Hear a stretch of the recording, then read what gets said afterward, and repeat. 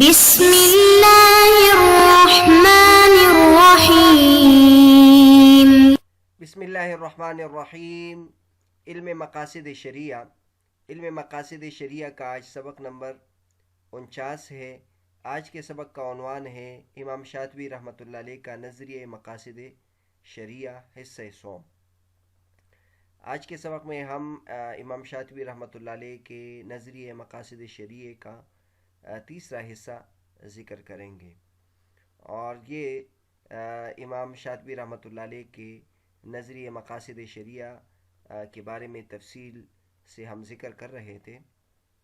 جیسے کہ آپ کو معلوم ہے، امام شاطبی رحمۃ اللہ علیہ کو اللہ تبارک و تعالیٰ نے بہت بلند مقام سے نوازا ہے کہ انہوں نے سب سے پہلے علم مقاصد شریعہ کے بارے میں اپنی کتاب الموافقات میں تفصیل سے علم مقاصد شریعہ کے احکامات اور اس سے متعلق مسائل ذکر کیے ہیں۔ تو اس لیے بعد میں علماء کرام نے امام شاطبی رحمۃ اللہ کے نظریہ مقاصد شریعہ پر مستقل کتابیں لکھی ہیں۔ تو اس سلسلے میں پچھلے اسباق میں امام شاطبی رحمۃ اللہ کے حالات ہم نے ذکر کیے، اور انہوں نے علم مقاصد شریعہ کے جو اقسام ذکر کیے تھے وہ آپ کے سامنے ذکر کیے، جس میں ہم نے بتایا تھا کہ امام شاطبی رحمۃ اللہ علیہ نے مقاصد شریعہ کو تین اقسام، مراتب کے اعتبار سے تین اقسام میں منقسم کیا ہے۔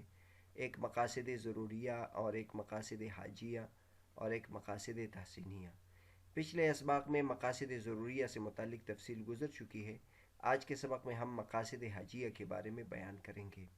تو عام طور پر ضرورت کے لیے تین الفاظ استعمال ہوتے ہیں، ایک ضرورت، ایک حاجت، اور ایک تحسینیات۔ تو مقاصد ضروریہ تو ان کو کہتے ہیں کہ جس کے بغیر چارہ کار ممکن نہ ہو، جس کے بغیر انسان کی زندگی گزر نہیں سکتی ہو، تو وہ مقاصد ضروریہ میں آتی ہے۔ اور ایک مقاصد حاجیہ ہے۔ مقاصد حاجیہ اس کو کہتے ہیں کہ اس کی وجہ سے انسان کی زندگی تو چل سکتی ہے، لیکن بہت زیادہ مشقت کے ساتھ۔ چنانچہ اس کے بارے میں کہتے ہیں کہ ہی الامور التي يحتاجها الناس لتأمین شؤون الحیات بیسر و سہولت۔ امور حاجیہ وہ امور ہوتے ہیں جس کی طرف انسان محتاج ہوتا ہے تاکہ وہ اپنی زندگی کے معاملات کو آسانی اور سہولت کے ساتھ گزار سکے اور مشقت کو دور کر سکے۔ اگر مقاصد حاجیہ مفقود ہو تو اس کی وجہ سے نظام حیات بالکل گر تو نہیں جاتا، اور نہ اس کے وجود کو خطرہ ہوتا ہے، لیکن تکلیف بہت زیادہ ہوتی ہے۔ لہٰذا ایسے احکام شریعت کے موجود ہے جس کی وجہ سے انسان کے مصالح حاجیہ کو بھی ثابت کرتے ہیں، تاکہ انسان کے جو ضروری مصالح ہیں اس کی بھی حفاظت ہو۔ اور یہ آگے جا کے ہم تفصیل سے بیان کریں گے کہ جو مسائل حاجیہ ہیں یہ مصالح ضروریہ کو ثابت کرتے ہیں۔ یعنی اگر ہم حاجت والے امور کا خیال رکھیں گے تو اس سے جو ضرورت والے امور ہیں وہ بھی صحیح طریقے سے ثابت ہوں گے۔ پھر جو مسائل حاجیہ ہے، جو حاجت سے متعلق مقاصد ہے، اس کی پھر آگے تقریباً شریعت کے تمام امور میں اس کی مثالیں موجود ہیں، چاہے وہ عبادات سے متعلق ہو، عادات سے متعلق ہو، معاملات سے متعلق ہو، جنایات سے متعلق ہو۔ ہر باب میں جیسے شریعت کے ضروری مقاصد موجود ہے، اس طرح حاجت سے متعلق مقاصد بھی موجود ہے۔ مثلا عبادات میں ہم دیکھ لیں تو وہ چیزیں جو مشقت کو دور کرتی ہے اور مشقت میں تخفیف پیدا کرتی ہے، وہ رخصتیں وہ اس کے تحت آ جائے گی۔ جیسے مثلا ہم ضرورت میں تو ہم یہ کہہ سکتے ہیں کہ ایک شخص ہے، وہ اگر پانی کا استعمال کرے گا تو وہ مر جائے گا، تو یہ ضرورت کے درجے میں آئے گا۔ دوسرا وہ ہے کہ اس شخص کو شدید بخار ہے، وہ مر تو نہیں جائے گا، لیکن اگر وہ پانی استعمال کرتا ہے تو اس کو بہت سخت تکلیف ہوتی، تو یہ حاجت کے درجے میں آ جائے گا۔ اسی طرح سفر ہے، ایک تو وہ سفر ہوتا ہے کہ جس میں اگر انسان روزہ رکھے تو مر جائے گا، تو وہ ضرورت کے درجے میں آ جائے گا۔ لیکن وہ سفر جس میں انسان کو کوئی تکلیف نہیں ہے، لیکن اگر وہ روزہ رکھے گا تو اس کو حاجت کے درجے میں تکلیف ہوگی، یعنی اس کو مشقت برداشت کرنی پڑے گی. تو شریعت نے اس کا بھی خیال رکھا ہے کہ آپ سفر میں روزہ نہ رکھو، اور اس طرح بیماری میں آپ روزہ نہ رکھو، یا بیماری میں آپ نماز میں وضو وغیرہ یا کھڑے ہونے کے مسائل ہیں اس میں تخفیف پیدا کی جاتی ہے. تو عبادات میں بہت زیادہ مسائل میں شریعت نے حاجت کو بھی معیار بنایا ہے. اس طرح عادات کے متعلق ہم اگر دیکھ لیں، عادات کے متعلق شریعت نے بہت ساری ایسی چیزوں کو جائز قرار دیا ہے جو ضرورت کے درجے میں نہیں ہیں. جیسے مثلا ہم خوبصورت اور اچھے سے اچھا کھانا کھاتے ہیں اور لذیذ سے لذیذ تر کھانا کھاتے ہیں، تو اس سے انسان کی حاجت پوری ہوتی ہے. باقی ضرورت تو معمولی کھانے سے بھی انسان کی ضرورت پوری ہو جاتی ہے، جس سے اس کا جسم کھڑا ہو اور اس کی باڈی میں جان آئے.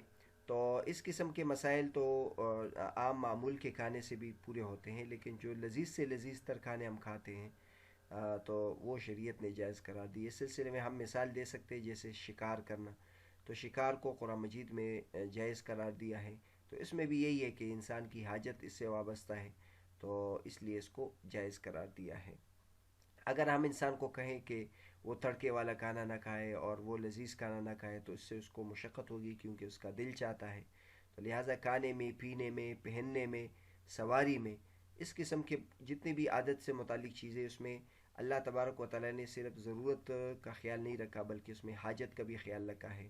جیسے مثلا انسان کا گھر ہے، تو گھر تو یہ چپر کا بھی بن سکتا ہے اور ٹاٹ کا بھی بن سکتا ہے، لیکن شریعت نے ہمیں اجازت دی ہے کہ آپ خوبصورت سے خوبصورت گھر بھی اپنے لیے، آرام دہ گھر بھی اپنے لیے بنا سکتے ہیں. اس طرح معاملات میں بھی ہم دیکھ لیں تو معاملات میں بھی حاجت سے متعلق جو چیزیں ہیں وہ بھی شریعت نے ہمارے لیے مشروع قرار دی ہے. جیسے قسامت ہے. قسامت اس کو کہتے ہیں کہ اگر ایک محلے میں ایک بندہ قتل کیا جاتا ہے تو آپ پورے محلے والوں سے قسم لے سکتے ہیں. اب پورے محلے والوں سے قسم لینا یہ ضرورت کے درجے میں نہیں ہے، کیونکہ آپ کو جس پر شبہ ہے تو اس سے قسم لے سکتے ہیں. جس پر شبہ نہیں ہے تو اس سے آپ کیسے قسم لیتے ہیں؟ لیکن ہم اس سے بھی قسم لیتے ہیں کیونکہ اس میں ایک بہت بڑا مسئلہ ہوا ہے کہ ایک بندہ مارا گیا ہے، اور اس کی قتل کے روک تھام کے لیے اور اس کی زندگی کی حفاظت کے لیے ہم اس درجے میں بھی جاتے ہیں کہ تمام لوگوں سے قسم لیتے ہیں. اسی طرح عاقلہ پر دیت ہم لگا دیتے ہیں. اگر کسی نے کسی کو قتل کیا ہے تو اس کے جو خاندان والے ہیں اس پر ہم دیت کو اور اس کا جو خون بہا ہے وہ لازم قرار دیتے ہیں. حالانکہ اس کے جو خاندان والے ہیں وہ اس کے قتل میں شریک نہیں ہیں، لیکن یہاں حاجت کے درجے میں شریعت نے اس کو بھی لازم قرار دیا ہے، کیونکہ جو اس کے خاندان والے ہیں اس کو چاہیے تھا کہ وہ اس شخص کو قتل سے روکے، اور آئندہ ان سب کو اس بات کی تنبیہ ہوگی کہ وہ اگر اپنے رشتہ دار کو نہیں روکیں گے تو اس سے پھر ان کو بھی اس کا تاوان دینا پڑے گا. اور اسی طرح جو کام کرنے والے ہیں ان کو ہم ضامن قرار دیتے ہیں. مثلا کپڑے سینے والے ہیں، تو اب کپڑے سینے والے نے اگر کپڑا خراب کر دیا ہے تو ہم اس کو ضامن قرار دیتے ہیں تاکہ آئندہ کے لیے وہ کسی کا مال ضائع نہ کرے. تو بہرحال یہ مقاصد حاجیہ سے متعلق بات تھی. تیسرے نمبر پر جو ہمارے پاس مقاصد ہے وہ مقاصد تحسینیہ ہے. مقاصد تحسینیہ ان امور کو کہتے ہیں جس سے کسی عمل میں حسن آ جاتا ہے اور اس میں خوبصورتی آ جاتی ہے. تو آپ آداب سے متعلق جتنے بھی امور ہیں، مکارم اخلاق سے متعلق جتنے بھی امور ہیں، وہ سب اس میں آ جاتے ہیں. جیسے مثلا ایک نماز کے فرائض ہوتے ہیں، ایک واجبات ہوتے ہیں، اور ایک آداب ہوتے ہیں کہ آدمی سفید کپڑا پہنے اور ٹوپی پہنے اور خوشبو لگائے اور توجہ کے ساتھ، اہتمام کے ساتھ ایک ایک رکن کو ادا کرے. تو اس کو مقاصد تحسینیہ کہتے ہیں. اور یہ پہلے بھی تفصیل کے ساتھ گزر چکا ہے کہ جو مقاصد تحسینیہ ہے یہ مقاصد حاجیہ کی طرف پہنچاتے ہیں. مقاصد حاجیہ مقاصد ضروریہ کو پہنچاتے ہیں، یعنی ان میں سے ہر ایک دوسرے کو سپورٹ کرتے ہیں، اور ایک کی کمزوری سے دوسرے میں خطرہ لاحق ہو جاتا ہے. اگر کوئی آداب کا خیال نہیں رکھے گا تو اس کی وجہ سے جو ضروری چیزیں ہیں اس پہ اثر پڑے گا. تو مقاصد تحسینیہ ان امور کو کہتے ہیں جو مروت اور آداب اور مکارم اخلاق سے متعلق امور ہیں.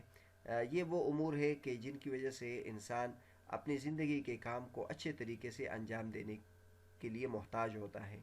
اگر یہ چیزیں موجود نہ ہو تو اس سے زندگی کے جو حالات ہیں وہ بالکل یکسر اس میں خلل نہیں آتا، نہ اس سے کوئی حرج یا مشقت لازم آتی ہے. لیکن اگر یہ امور نہ ہو تو انسان کو برا لگتا ہے، اچھا نہیں لگتا، اور عقل بھی ان چیزوں کو اچھا نہیں لگتا، نہیں سمجھتا. جیسے مثلا کھانا ہے، کھانا آدمی روٹی بھی ہاتھ میں لے کر اور سالن بھی ہاتھ میں لے کر اور چلتے ہوئے راستے میں کھا رہا ہو، تو اگرچہ اس سے ضرورت زندگی تو پوری ہو رہی ہے، جیسے برگر ہاتھ میں لے کر چلتے ہوئے انسان کھا رہا ہو، لیکن اچھا نہیں سمجھا جاتا ایسی چیزوں کو. آداب اور جو اچھی فطرت ہے، اچھی طبیعت سلیمہ ہے، وہ اس کو اچھا نہیں سمجھتا ہے. اب جو مقاصد تحسینیہ ہیں، اس کو ہم اگر دیکھ لیں تو یہ عبادات، عادات اور معاملات میں اس کی مثالیں ملتی ہے. عبادات میں ہم اگر دیکھ لیں تو طہارت سے متعلق جتنی بھی چیزیں وہ اس میں آ جائے گی، جیسے مسواک کرنا ہے، اور اسی طرح ناک میں پانی ڈالنا ہے، کلی کرنا ہے، یہ سب چیزیں اس میں آ جاتی ہے. اس طرح ستر عورت سے متعلق جو مسائل ہیں وہ بھی اس میں آ جائیں گے. زینت اور خوبصورتی اختیار کرنے سے متعلق جتنے بھی مسائل ہیں، جیسے سفید کپڑا پہننا، پگڑی باندھنا اور خوشبو لگانا، یہ سب اس میں آ جائے گی. اور اسی طرح نماز میں اگر ہم دیکھ لیں، ایک فرض نماز ہوتی ہے، ایک واجب نماز ہوتی ہے، ایک سنت موقدہ ہوتی ہے، اور ایک نوافل ہوتے ہیں، تو نوافل اس میں آ جائیں گے. عادات سے متعلق مسائل میں جیسے کھانے پینے کے آداب دیکھ لیں، اور اسی طرح نجس خوراک کو سے پرہیز کے بارے میں، اور اسی طرح جو بری پینے کی چیزیں ہو اس سے پرہیز کرنے سے متعلق، اور اسی طرح پھر کھانے پینے میں اسراف اور حد سے تجاوز کو روکا گیا ہے، تو یہ بھی اس میں آ جائیں گے. معاملات میں اگر اس کی مثال ہم دیکھ لیں تو نجس چیزوں کو بیچنے سے منع کیا گیا ہے، اور اسی طرح پانی کی اور جو چارے کی اس کی اس سے منع کیا ہے. مطلب جو معمول کی چیزیں ہیں، جو جس پہ انسان کا کوئی خرچہ نہیں آتا، تو اس پہ شریعت کہتی ہے کہ اس پہ انسان پیسے نہ لے، وہ لوگوں کو مفت دے دے. جہاد میں اگر ہم دیکھ لیں تو جہاد میں بھی بہت ساری چیزوں کو شریعت، جہاد میں تو ظاہر ہے انسان قتل و قتال ہی کرتا ہے، اس میں آداب کا خیال تو نہیں رکھ سکتے کہ ہم کسی کو نہ مارے. ظاہر ہے ہم کسی کو قتل ہی کریں گے. اس میں تو ویسے تو کسی بھی انسان کا قتل ناجائز ہے، اور اس کی بہت وعید آئی ہے، اور ہر انسان محترم ہے، چاہے وہ مسلمان ہے چاہے وہ کافر ہے. لیکن جب لڑائی ہو اور تو اس میں پھر قتل کرنے کی اجازت ہو جاتی ہے. لیکن اس میں بھی بہت ساری باتوں کو کا شریعت نے خیال رکھا ہے، جیسے عورتوں کو نہیں قتل کرنا، بچوں کو نہیں قتل کرنا، جو عبادت گزار لوگ ہیں جو قتل و قتال میں براہ راست شریک نہیں ہوتے ہیں، ان کو قتل نہیں کرنا. تو ان آداب کا جہاد میں بھی خیال رکھا گیا ہے، یہ بھی تحسینیات میں سے ہیں. تو بہرحال آج کا جو ہمارا سبق تھا، اس میں ہم نے امام شاطبی رحمۃ اللہ علیہ کا نظریہ مقاصد شریعہ بیان کیا، اور اس ضمن میں ہم نے جو مقاصد حاجیہ ہے اور مقاصد تحسینیہ ہے اس کے مندرجات آپ کے سامنے ذکر کیے. مقاصد حاجیہ کی تعریف، اور پھر عبادات، عادات اور معاملات میں اس کی مثالیں ذکر کی. پھر مقاصد تحسینیہ ذکر کیا، اور مقاصد تحسینیہ میں عبادات، عادات اور معاملات میں اس کی جو مثالیں ہیں اس کو ہم نے ذکر کیا. انشاءاللہ اگلے سبق میں ہم امام شاطبی رحمۃ اللہ علیہ کا نظریہ مقاصد شریعہ کا اگلا حصہ ذکر کریں گے، جس میں مقاصد ضروریہ، مقاصد حاجیہ اور مقاصد تحسینیہ کے جو مکملات ہیں، اور اس سے متعلق جو دیگر مسائل ہیں، وہ جو امام شاطبی رحمۃ اللہ علیہ نے ذکر کیے ہیں وہ آپ کے سامنے ذکر کریں گے انشاءاللہ تعالی.